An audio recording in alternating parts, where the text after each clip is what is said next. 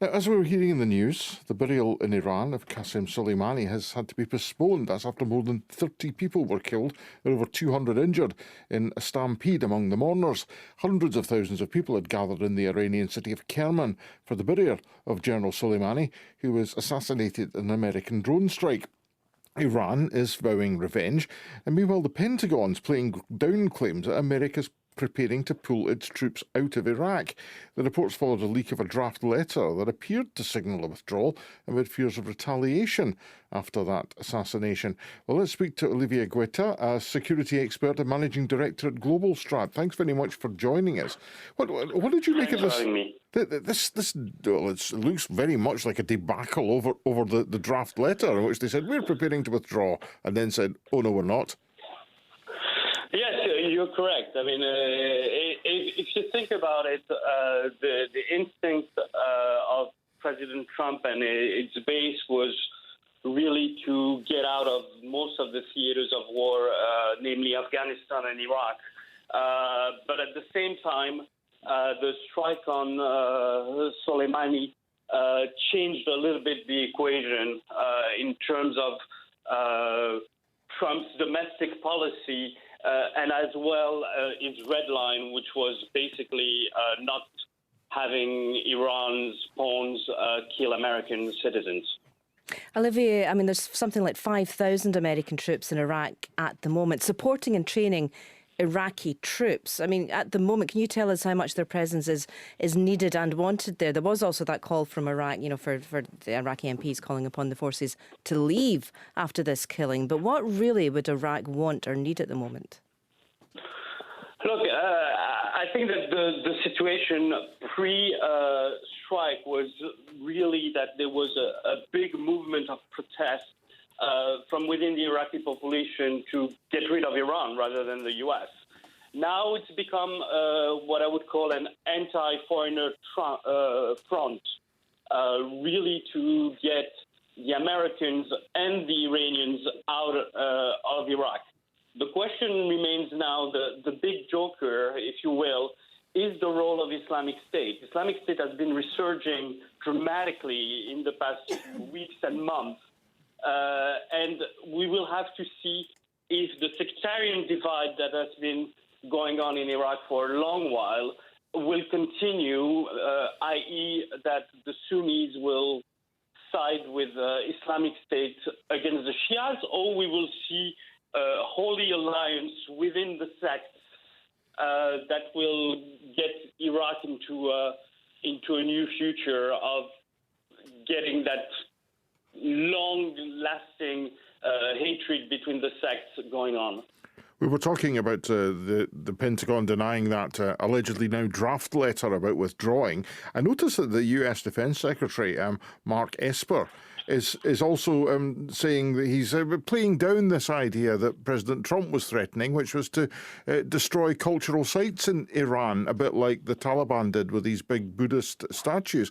He seems to be saying, oh, no, we will follow the laws of armed conflict. America's sending out some tremendously confused messages here, isn't it? Look, I mean, we know that President Trump tweets over and over and over, sometimes without thinking about the repercussions. I think the main message that people have to understand is, contrary to a lot of experts and pundits, I'm of the idea that we're not going towards World War III, that we are basically seeing for once the West responding to Iran's aggression for the past 40 years, because whether people know it or not, we've been at war with Iran since 1979, whether in the UK, whether in France, or whether in the US. And it's the first time ever that the West has retaliated against Iran and its terrorist regime. So I think that we have to see how the regime will react. They must have been extremely surprised in Tehran that this was taken as a measure against their de facto number two. But also at the same time, they have to retaliate for their own image. But because of the fact that you just mentioned that Trump is unpredictable, I suppose that they're going to be scared about his reactions. But Iran has to react, doesn't it? Because this was a recognised representative of Iran who was killed in this drone strike. And as you say, that's maybe the first time the West since 1979 has retaliated in some way. But they have to say something if it is saving face. Do you think it'll go beyond that, though? Do you think there will be, as one quote I heard this morning, once the crying stops, once the tears stop, the fighting will start? I think that if you see what Iran has done since '79, it has been, an asymmetrical war using proxies, using terrorism. So I would be of the school to think that there will be one or two terror attacks or one or two attacks against U.S. interests, whether in the Gulf or possibly around the world, and then they will stop. Because, as I said, they're concerned about Trump's reactions.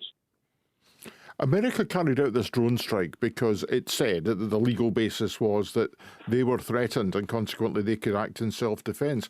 Does that mean any country in the world can do that then? That any nation can just decide, I don't know, for example, North Korea decides that Japan isn't being very friendly to it and maybe threatening it, and they could then carry out an assassination of somebody there? Look, in the case of Soleimani, your audience has to understand that he was much more of an instrumental figure in terms of terrorism than bin Laden and al-Baghdadi combined. I mean, this is the level of the terror master we had. I mean, most of the terror attacks that have been fomented by Iran in the past 25, 30 years have been the brainchild of Soleimani. So now to say that the U.S.